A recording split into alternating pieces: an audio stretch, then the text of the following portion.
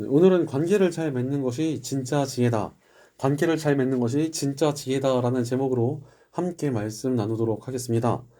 신앙생활을 하다 보면은 겸손해야 한다는 이야기를 많이 듣게 됩니다. 내 뜻보다는 하나님의 뜻을 따르는 것이 지혜로운 일이고 인간의 지혜는 결코 완전하지 못하기 때문에 하나님 앞에서 늘 겸손해야 한다는 것입니다.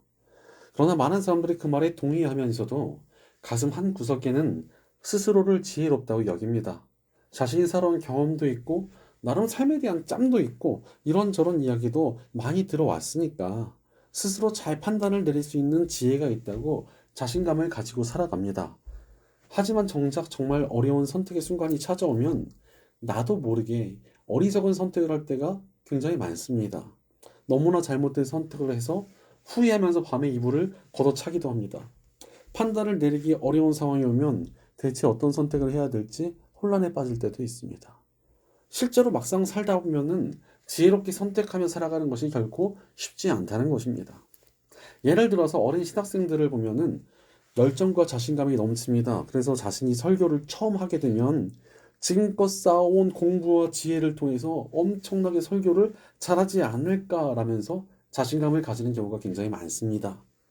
심지어 자기가 설교를 시작해버리면 부흥이 갑자기 일어나 버리면 어쩌나 이렇게 걱정까지 하는 학생들도 있습니다. 그러나 처음 설교를 시작해보면 대부분 5분도 안 돼서 설교가 끝이 나버립니다. 말하는 사람도 듣는 사람도 아무도 이해하지 못할 뒤죽박죽된 내용을 정신없이 쏟아내고 비틀거리면서 강단에서 내려오는 것을 굉장히 많이 보았습니다. 심지어 한 시대를 풍미한 위대한 설교자 빌리 그리엄 목사님 역시도 첫 설교는 5분 만에 끝나서 스스로에게 실망을 했다는 고백을 남긴 적이 있습니다. 물론 저 역시도 첫 설교가 너무 끔찍해서 기억에서 지워버렸습니다. 마찬가지로 많은 사람들이 스스로를 지혜롭다고 여기면서 자신감을 가지지만 정작 삶에서 닥쳐오는 수많은 다양한 상황들 속에서 지혜로운 판단을 내리는 것을 굉장히 어려워합니다. 삶에서 나타나는 여러 가지 문제들 가운데 우리가 가지고 있는 지혜를 적용하는 것이 쉽지 않다는 것입니다. 어려운 상황이 찾아오면 평정심이 흔들리고 정신적인 고통을 느끼기 때문에 자기도 모르게 어리석은 선택을 할 때가 굉장히 많이 있습니다. 그러다 보니 지혜롭게 살기 위해서 무엇이 진짜 지혜일지를 고민해보고 또 지혜롭게 살겠다고 결단도 해봅니다. 그러다가 제일 많이 빠지는 함정이 하나가 있습니다. 바로 지혜를 모아두고서 그것만으로 내가 지혜로워졌다고 착각을 하는 것입니다. 책을 사모으기도 하고 좋은 말들을 SNS나 카카오톡 상태 메시지에 써놓을 때도 있습니다. 유튜브에 나의 지혜를 키워줄 것 같은 영상들을 나중에 볼 영상 목록에 잔뜩 저장해 놓을 때도 있습니다. 그러나 이렇게 지혜를 모아두는 것은 별로 소용이 없습니다. 아무리 좋은 식재료를 모아서 냉장고를 가득 채운다고 해도 요리를 해야 의미가 있지 않겠습니까? 마찬가지로 오늘 말씀 21절을 보면 건전한 지혜와 분별력을 모두 잘 간직하여 너의 시야에서 떠나지 않게 하여라 라고 말씀하고 계십니다. 여기서 분별력은 여러 가지 문제들을 잘 판단하고 선택할 수 있는 지혜를 말합니다. 그것을 우리 시야에 늘 두고 살아간다는 것은 항상 나의 삶에서 지혜를 실천하고 살아가야 된다는 뜻입니다. 바로 지혜는 실제로 실천이 되어져야만 능력이 될 수 있습니다. 아까 말씀드렸던 이 신학생들도 설교를 계속 해보고 자기가 깨달은 바를 전해봐야지 설교의 실력이 향상이 됩니다. 마찬가지로 작은 부분부터 지혜롭게 살고자 실천할 때만 우리도 진짜로 지혜롭게 살아갈 수 있다는 것입니다. 예를 들어서 친절해지고 싶은 사람이 있다고 합시다. 이 사람이 나는 친절한 사람이 될 거야 라고 백날 각오만 한다고 친절해질 수 있습니까? 아니면 친절에 대한 책을 잔뜩 쌓아놓고 읽는다고 친절하게 바뀝니까? 친절에 관한 영상을 맨날 본다고 정말 친절해질 수 있습니까? 절대 그렇지 않습니다. 조금이라도 그 친절을 나의 삶에서 실천해보고 그것을 지속할 때만 진짜로 친절한 사람이 될 수 있다는 것입니다. 지혜도 마찬가지입니다. 우리 일상 속에서 계속 지혜를 실천해보고 지속해야 진짜로 지혜롭게 살아갈 수 있다는 것입니다. 그리고 그렇게 지혜롭게 살아갈 때 22절 말씀처럼 우리 영혼의 생명력이 나타나며 우리가 영광스러워지는 능력이 임하게 됩니다. 바로 지혜가 실천이 될 때 우리 삶에 놀라운 능력을 발휘할 수 있다는 것입니다. 그렇다면 대체 우리가 어떻게 지혜를 실천해 나가야 하느냐가 새로운 문제입니다. 사실 많은 사람들이 지혜롭게 살지 못하는 이유가 여기에 있습니다. 지혜를 실천해야지라고 하면서 어떻게 실천해야 될지를 모릅니다. 그러니 그냥 결단과 고민만 하면서 정작 지혜를 사용하지 못하는 것입니다. 그러나 우리가 지혜를 실천하기 위해서 가장 좋은 기회의 장이 있습니다. 바로 우리들의 관계입니다. 오늘 우리가 살펴보고 있는 말씀은 전반적으로 관계의 중요성에 대해서 다루고 있습니다. 관계를 잘 맺는 것이 지혜라는 것입니다. 실제로 진짜 지혜로운 사람은 어떤 사람입니까? 바로 관계 속에서 지혜를 실천할 수 있는 사람 아니겠습니까? 인간이란 바로 관계를 맺으며 살아가는 존재이기 때문에 그렇습니다. 우리 삶의 대부분이 관계로 이루어져 있는데 그 관계 속에서 지혜를 나타내지 못한다면 우리가 어떻게 지혜로운 사람이라고 할 수 있겠습니까? 따라서 우리 삶 속에서 바른 관계를 맺는 것이 지혜입니다. 내가 맺는 관계들을 바로 세우는 것이 진짜 지혜롭게 살아가는 길이라는 것입니다. 그렇다면 우리는 어떻게 관계를 바로 세우며 지혜를 실천해 나갈 수 있겠습니까? 첫째로 하나님과 바른 관계를 맺어야 합니다. 사랑하는 여러분, 잠언의 결론이자 핵심을 기억하고 계십니까? 하나님을 경외하는 것이 지식의 근본이라는 잠언 1장 7절 말씀이 잠언 전체를 아우르고 있는 지혜의 원액이라고 할 수 있습니다. 바로 하나님과 올바른 관계를 맺는 것이 지혜라는 것입니다. 실제로 이 신약 시대에서 우리의 지혜의 본이 되어주신 분이 예수님이십니다. 그분이 이 땅에 오셔서 하신 일의 핵심이 무엇입니까? 바로 십자가의 복음을 통해서 하나님과 우리와의 관계를 회복시켜 주신 것입니다. 죄로 인해 하나님과 원수가 되었던 우리가 십자가를 통해 하나님의 자녀가 되었습니다. 그런데 여러분, 자녀가 되었다고 끝입니까? 이제 자녀답게 살아야 하나님과 바른 관계가 세워지는 것입니다. 그렇다면 자녀답게 사는 것이 무엇입니까? 바로 하나님을 철저히 의지하고 신뢰하며 살아가는 것을 말합니다. 오늘 말씀 26절을 보면 주님께서 네가 의지할 분이 되셔서 너의 발이 덫에 걸리지 않게 지켜주실 것이다 라고 말씀하고 계십니다. 지혜란 곧 하나님을 의지하는 것을 말합니다. 바로 나의 삶을 완전히 하나님께 맡기는 것이 지혜이며 하나님과의 바른 관계로 나아가는 길이 된다는 것입니다. 따라서 하나님께 내 삶을 맡겼다는 것은 하나님의 뜻대로 살아가는 것을 포함하는 것이라고 할 수가 있습니다. 바로 우리가 나의 삶을 하나님께 완전히 맡겼다는 것은 아버지에게 업힌 아이와 같기 때문입니다. 아버지에게 업힌 아이는 더 이상 자기의 힘으로 걷지는 않습니다. 하지만 아버지가 걸어가는 방향으로만 함께 갈 수 있게 됩니다. 바로 하나님을 의지한다는 것이 이런 것입니다. 하나님께 우리 인생을 맡기고 하나님의 능력으로 살며 또한 하나님의 뜻대로 살아가는 것이 하나님을 진정으로 의지하는 삶이다라는 것입니다. 실제로 오늘 말씀 가운데서 의지하다라는 말은 허리라는 단어에서 나온 말입니다. 허리가 사람의 중심이지 않습니까? 그래서 요즘 코어 근육을 키워야 된다 이런 말을 굉장히 많이 합니다. 우리에게 중심이 되는 허리 쪽 근육이 우리 몸 전체를 지탱해 주기 때문에 그렇습니다. 따라서 하나님을 의지하는 지혜란 우리 중심을 하나님께 내어드리는 것을 말합니다. 실제로 많은 사람들이 자기를 중심으로 삼고 살아가지 않습니까? 자신의 욕심, 자신의 바라는 바, 자신의 지혜, 자신의 소망을 쫓아 살아갑니다. 그러나 그 모든 것을 다 내려놓고 하나님께만 우리의 중심을 내어드리는 것이 진짜 지혜라는 것입니다. 즉, 이제 나는 죽은 사람과 다름이 없습니다. 오직 하나님의 뜻대로만 살아가겠습니다. 라는 것이 하나님을 중심으로 삼고 살아가는 지혜로운 삶입니다. 바꿔 말하자면 나는 죽고 예수로 사는 삶인 것입니다. 그리고 그렇게 하나님께 우리 중심을 내어드리고 살아가는 이 지혜로운 사람에게 주신 하나님의 은혜와 능력이 있습니다. 바로 23절부터 25절까지는 하나님을 의지하는 사람에게 하나님의 인도하심이 나타나며 평안이 임하고 심판을 두려워하지 않게 됨을 말씀해 주고 계십니다. 어떻게 이런 능력이 나타날 수가 있습니까? 하나님을 의지하고 하나님의 뜻대로 살아가니까 하나님의 인도하심이 나타나는 것입니다. 또한 하나님께 완전히 나의 삶을 맡기고 있으니 평안할 수밖에 없습니다. 게다가 하나님과 함께 걸어가고 있으니까 죄와 멀어질 수밖에 없고, 그러니 심판을 두려워할 이유가 전혀 없어지는 것입니다. 그러니 하나님을 의지하며 살아가는 인생이야말로 정말 지혜로운 인생이 될 수 있지 않겠습니까? 그러므로 하나님을 의지하며 하나님과 바른 관계를 맺는 것이 지혜입니다. 따라서 늘 우리 중심에 하나님의 뜻을 두고 하나님과 바른 관계를 맺으며 바른 관계에서 나타나는 은혜와 능력이 충만한 삶을 살아가는 지혜로운 우리가 되시기를 간절히 축원합니다. 그럼에도 불구하고 우리는 하나님과 바른 관계를 맺는 것을 슬쩍 포기할 때가 굉장히 많습니다. 하나님을 중심으로 두지 않고 나의 뜻, 세상의 지혜를 슬그머니 쫓아가는 것입니다. 그렇다면 도대체 왜 하나님과 바른 관계를 포기해버리는 것입니까? 바로 세상에서 자기 뜻대로 살아가는 사람들이 잘 되는 것을 볼 때 우리 마음이 흔들리기 때문에 그렇습니다. 저 사람은 자기 멋대로 살아가는데 잘 되고 원하는 것도 다 얻는 것 같고 정작 우리 삶에는 별것 없는 것 같을 때 마음의 시기와 부러움이 생기고 흔들려 버리는 것입니다. 실제로 잘 되는 이들 보면서 우리가 부러워할 때가 많지 않습니까? 그러나 오늘 말씀 31절을 보면 폭력을 휘두르는 사람을 부러워하지 말고 그의 행위는 어떤 것이든 따르지 말아라 라고 말씀하고 계십니다. 폭력이라는 단어는 불법, 포악한 방법 등을 표현한 단어입니다. 따라서 폭력을 휘두르는 사람이란 바로 바르지 못한 방법으로 무엇인가를 얻은 사람들을 말하는 것입니다.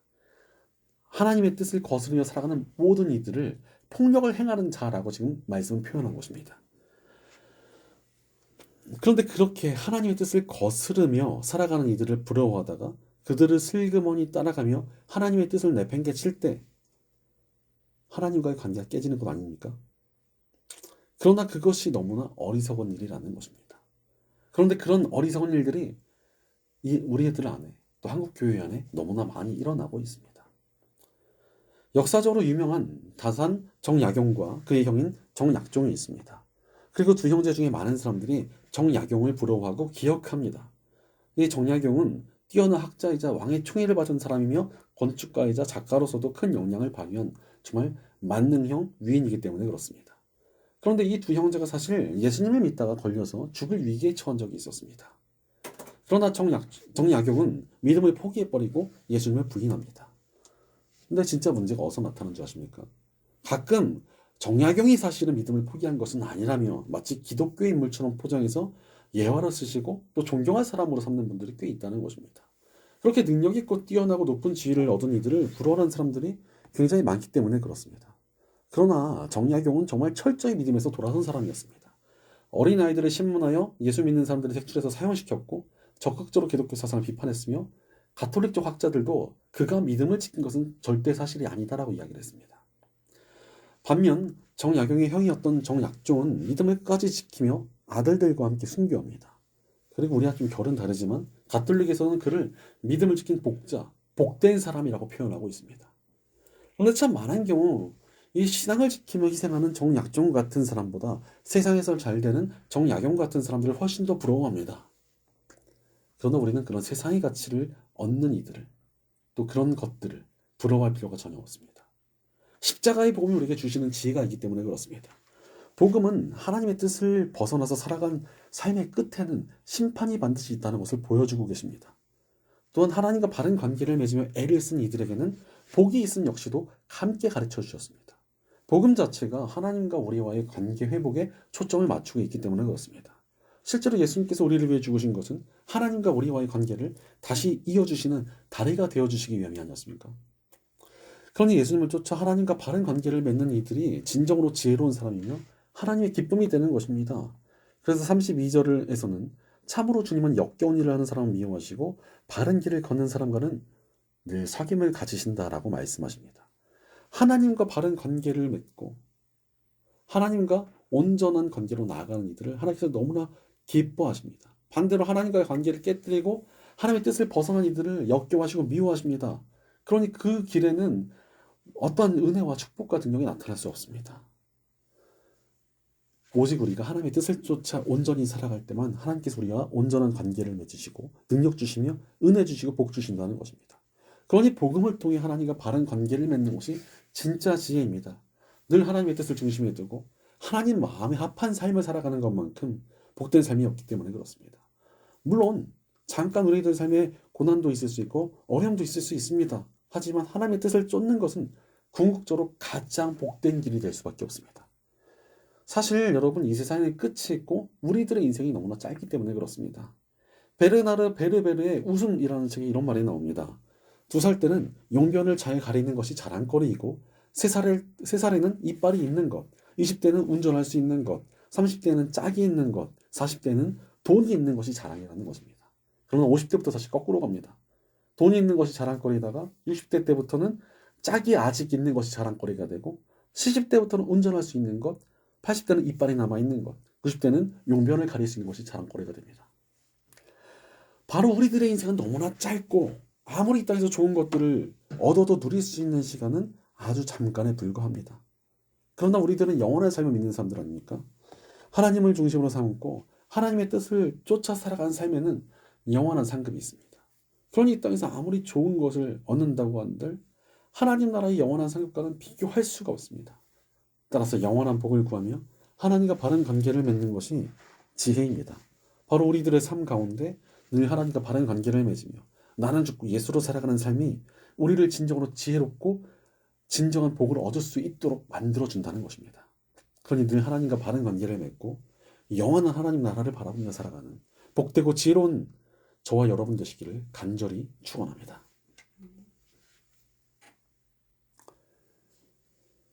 둘째로 사람과 바른 관계를 맺어야 합니다. 우리가 하나님의 뜻대로 살아가는 것이 지혜라면 그 지혜를 어디서 벌이할 수 있습니까? 바로 사람과 사람 사이에서 하나님의 뜻대로 사는 것이 지혜를 실천하는 길이라고 할 수가 있다는 것입니다. 그래서 오늘 말씀은 사람과 사람 사이에서 어떻게 하나님의 뜻대로 지혜롭게 살아갈 수 있는지를 말씀해 주고 계십니다.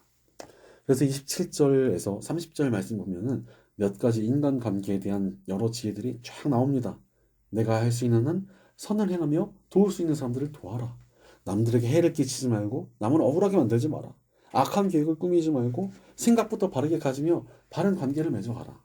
다툼을 피하고 온유한 사람이 되어라. 사실 이것이 다 무엇입니까?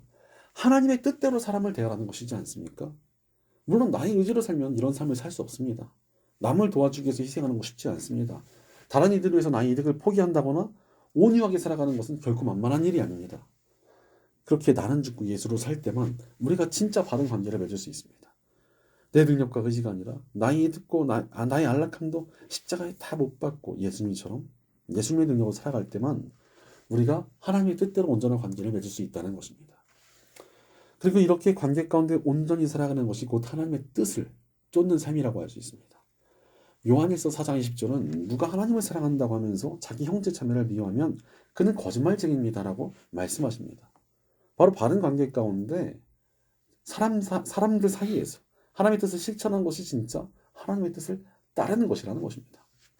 그러니 우리가 만나게 되는 사람들을 위해서 헌신하고 도우며 온유하게 대함으로 바른 관계를 맺는 것이 지혜입니다. 누가 좀 내 마음에 안 들더라도 그를 온유하게 참아주고 다툴 일이 생겨도 다툼을 피하고 도울 일이 있으면 돕고 또 그를 위해서 선한 일을 해줄 수 있으면 선한 일을 해주라는 것입니다. 그리고 그렇게 사람과 바른 관계를 맺는 것이 하나님의 뜻을 쫓는 길이며 하나님께서 은혜와 능력을 베풀어 주시는 길이라는 것입니다. 따라서 내 삶에 주어진 관계들 속에서 지혜롭게 바른 관계를 세워가며 하나님의 은혜와 능력 안에 살아가는 저와 여러분 되시기를 간절히 축원합니다. 그럼에도 불구하고 우리는 사람들과 바른 관계를 맺는 것을 포기할 때가 참 많습니다. 왜 그렇습니까? 많은 사람들이 온전한 관계와 자기 이익 사이에서 갈등하기 때문에 그렇습니다. 아니 나만 잘 되면 됐지 관계가 무슨 소용이야 라고 생각합니다. 실제로 관계가 밥 먹여주냐 이렇게 말씀하는 분들도 있습니다. 사실 관계를 잘 맺는다고 내 삶에 큰 도움과 기적이 나타나는 일이 많지는 않는 것 같습니다. 가끔 있을 수는 있지만 흔하지는 않은 것 같아요. 오히려 정성에 비해서 거두는 것이 적은 게 관계 아닙니까? 내가 애를 쓰고 희생해도 돌아오는 것이 별로 없을 때가 너무나 많습니다. 실제로 사역을 하다 보면 힘든 이유가 사람 때문에 힘이 듭니다. 물론 지금 함께 해주시는 우리 성도님들이야 얼마나 제게 과분하고 좋은 분들인지 제게 이런 분들을 보내준 하나님께 너무나 감사할 따름입니다. 여러분 정말 감사합니다. 그러나 정말 애를 쓰고 많은 도움을 주어도 배신하고 뒤통수 쓰시는 사람들이 꼭 나타납니다. 예전에 어떤 목사님께서 목회자가 받는 사례비는 다른 게 아니라 참는답시다 라고 이야기를 하셨는데 그 말씀이 떠오를 때가 얼마나 많은지 몰라요. 그럼에도 바른 관계를 맺는 것이 지혜인 이유가 무엇입니까? 오늘 말씀 34절을 보면 진실로 주님은 조롱하는 사람을 비웃으시고 겸손한 사람에게는 은혜를 베푸신다라고 말씀하고 계십니다. 조롱한 자는 무엇입니까? 바로 거만하고 남을 무시하며 관계를 우습게 여기는 사람을 말합니다. 그런데 하나님께서 그렇게 관계를 우습게 여기는 이들을 비웃으시고 심판하신다는 것입니다.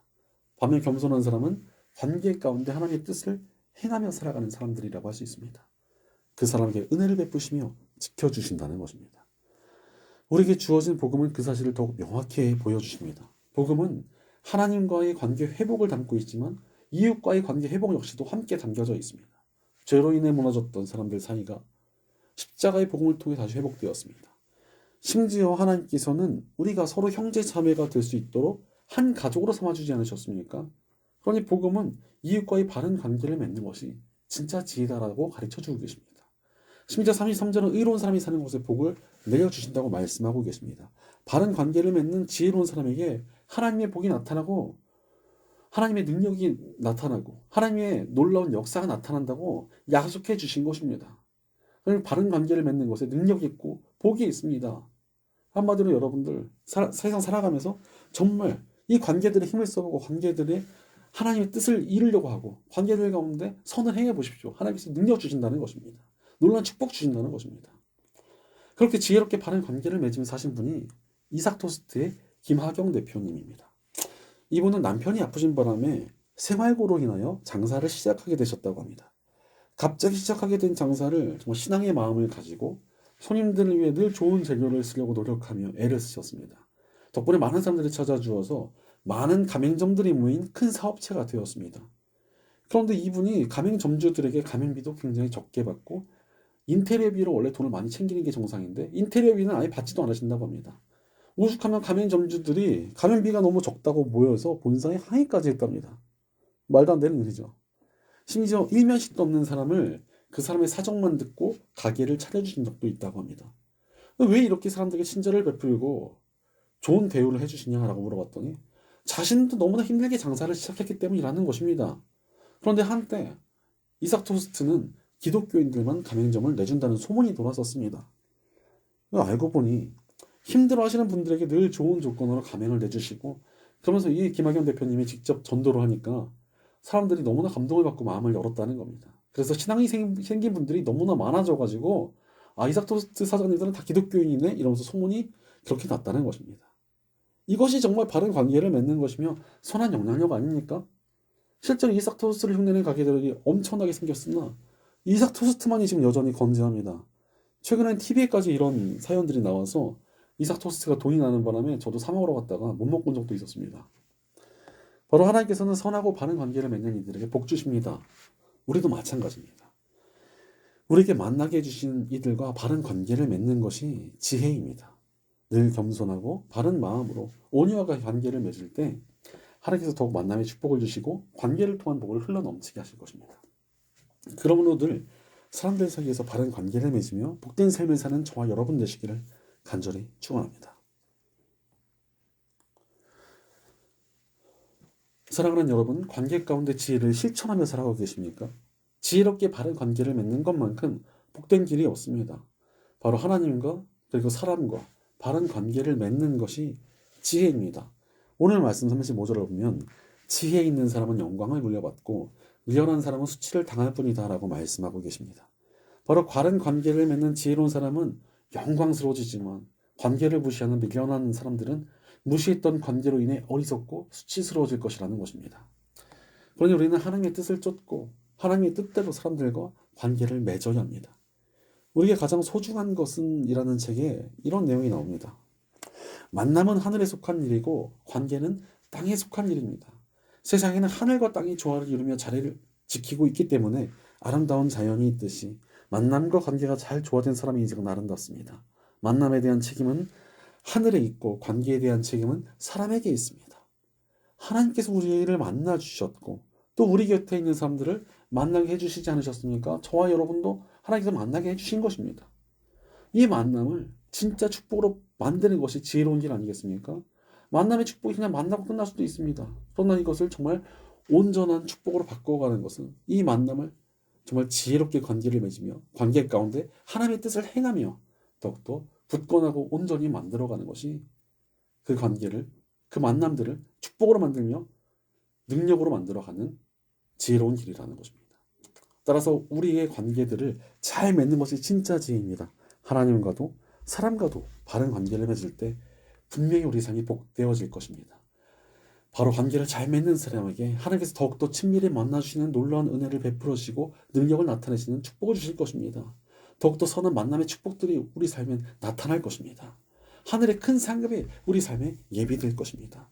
그러므로 관계를 잘 맺는 것이 진짜 지혜라는 사실을 기억하며 하나님과도 사람과도 바른 관계를 잘 맺으며 더욱 복된 삶을 살아가는 지혜로운 저와 여러분 되시기를 주님의 이름으로 간절히 축원합니다. 기도하겠습니다. 우리를 만나주시고 또 만남의 축복을 주시는 하나님 감사합니다. 하나님께서 주신 이 귀한 만남들을 우리가 헛되이 다루진 않았었는지 우리의 삶을 돌이켜봅니다. 그러나 주님이 이제 주님께서 주신 만남들을 진정한 축복으로 받고 가기 원합니다. 늘 하나님과 좋은 관계를 맺도록 우리 삶을 이끌어 주시옵소서. 언제나 하나님의 뜻을 쫓으며 하나님만 의지하는 우리가 될 수 있도록 도와주시옵소서.